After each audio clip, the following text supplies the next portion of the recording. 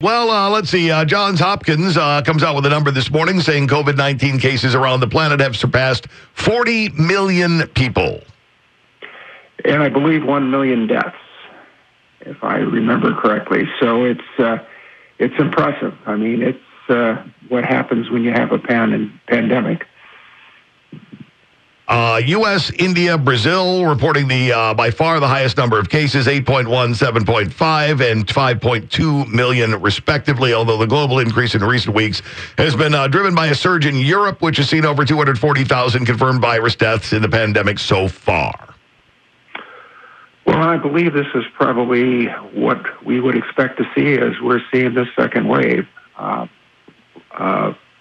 Clearly what we've seen across the country and we've seen locally is this significant uptick in cases.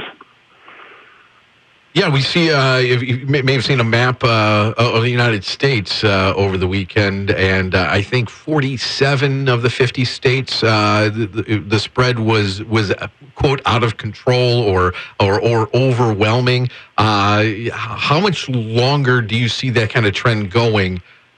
Is it going to fizzle out itself, or are we headed for a bad couple months? I think we're headed for a bad couple months. Just looking across the country and seeing that everybody's seen an uptick. You know, Arizona had big problems a few months ago. We were a little bit later in the game out here, and things really had calmed down a few weeks ago. But even here, they're seeing an uptick. However, the numbers are not nearly what the rates we're seeing in Winnebago County. I think the last number I saw here was in Pima County, which is the major part of Tucson. It's about a 5% positivity rate.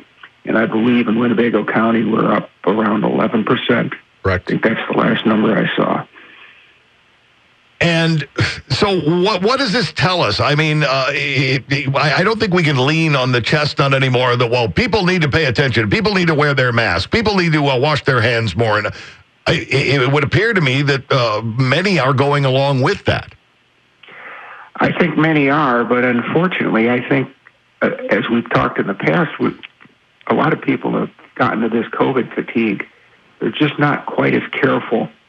And I think I found myself maybe being a little bit that way, too. I mean, it's been months of this, and yes, I wear my mask, and yes, I try to social distance, but, you know, there are times when you just get kind of frustrated, and you just say, maybe I don't use that hand sanitizer as much as I can.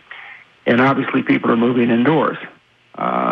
It's cold out, as you mentioned on the weather. Sure. And it's a little harder to do anything outside, and it's just more difficult to maintain that social distance.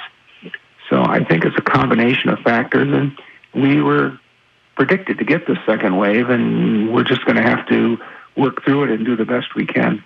The word herd immunity has been popping up again recently. It's something that I know we've talked about maybe a couple months ago when the medical community said 60% was, I think, the low end, right, of infections that needed herd immunity. Do we have new news coming out on herd immunity being a better option, or is this just maybe us going, we don't have anything else to fall back on, maybe this will save us? Well, herd immunity will only save us if we can get our vaccination rates up high enough. I think a consistent number I've seen is anywhere from 50 to 70%. Okay. And if we can do that with vaccination, yes, herd immunity will ultimately get us to where this is going to be able to be managed much better. I don't think anybody who has any scientific background would say, let's just cut things loose and let the chips fall where they may, and let's hurry up and get everybody sick and hope that herd immunity saves us. I know that has percolated up a few times over the past few weeks, that maybe we should just let things go natural and let people get through their illnesses. I see Sweden, who kind of took that approach, is now really shutting things down and being much more aggressive, finding that their experiment, although wasn't as bad as I think people predicted, certainly their death rate has been significantly higher than their neighbors. Yeah, they have been one of those canary in the coal mine cultures that people have looked at throughout this entire pandemic because they have really blazed their own path through some of this for good and for bad, and now it looks like we're on the receding line of that. Yes, and so I think we need to kind of remind people, be as diligent as you can. And I think the big concern is holidays. What's going to happen? Are people going to get together with family and friends and, pass more COVID on? I think in the last few weeks it's been apparent that a lot more of the transmission now is occurring within homes. Early on, the big problems were institutions, nursing homes, large gatherings, that type of thing. And now it seems to be transitioning more to smaller gatherings, people in their own home, just having a few visitors, having neighbors.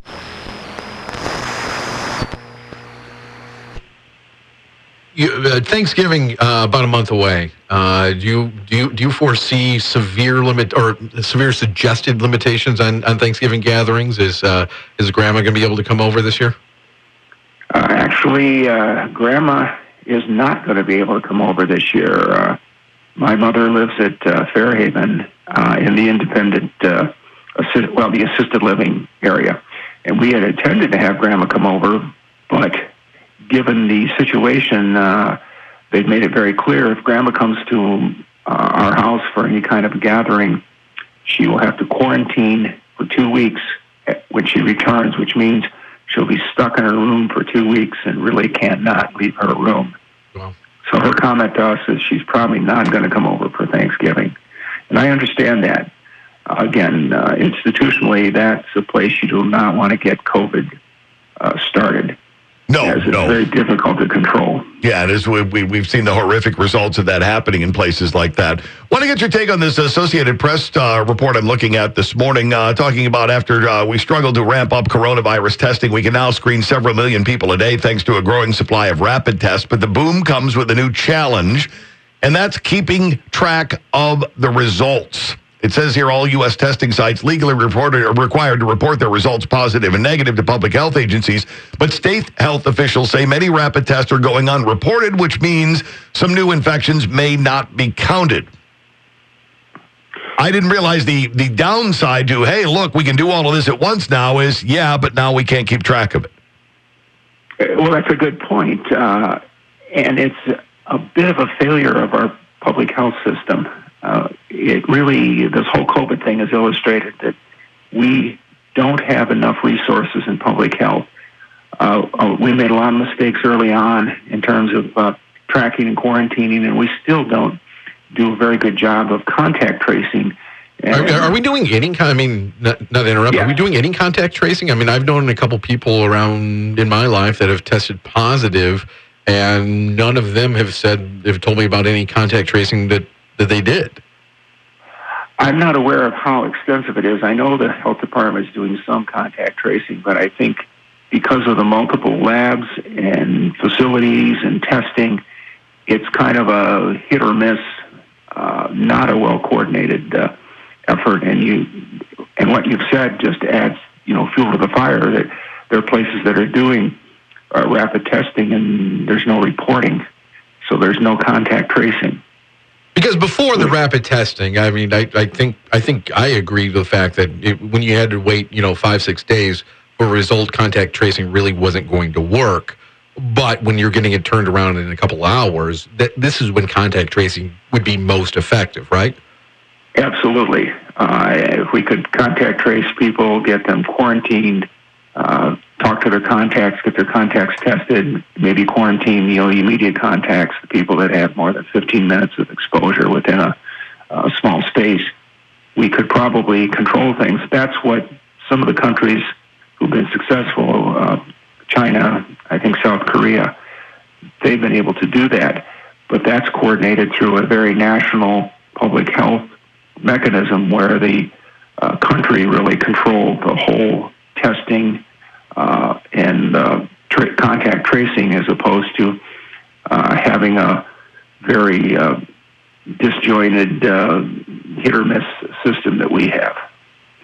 Yeah, looking at one of the things there, it says one of the challenges to an accurate count, states have wildly different approaches. Some states lump all types of tests together in one report. They don't tabulate the quick antigen test at all. Others don't publicize their systems because antigen tests are more prone to false negatives and sometimes require retesting. Most health experts say they should be recorded and analyzed separately, but currently the vast majority of states don't do that and post the results online.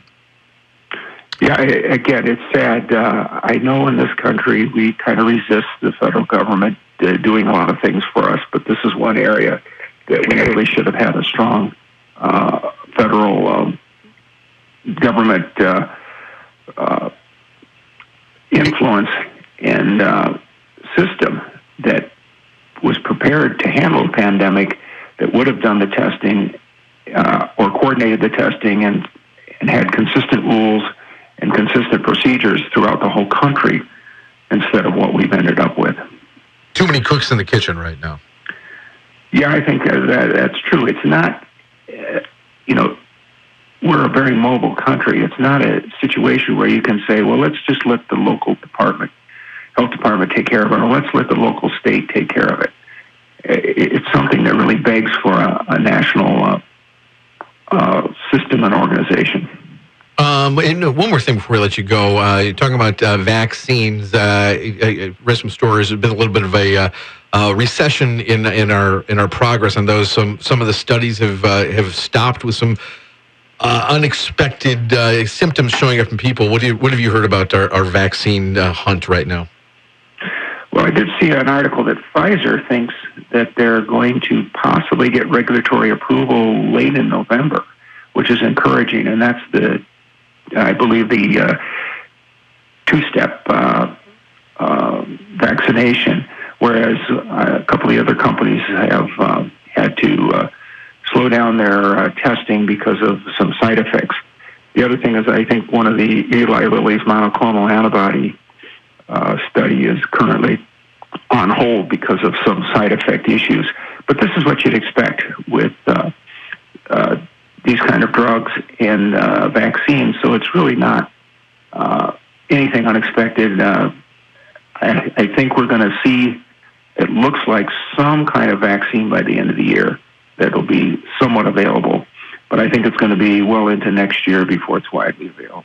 And as far as the side effects and other things go, calling a halt to things, this is part and parcel of how this whole product testing thing works anyway, isn't it? Absolutely. When they get these neurologic side effects, they really have to stop and look and see what the situation is. Is it possibly related to the vaccine? Is it coincidental? And then, proceed on. That is part of what happens with vaccine studies, and it's not unexpected.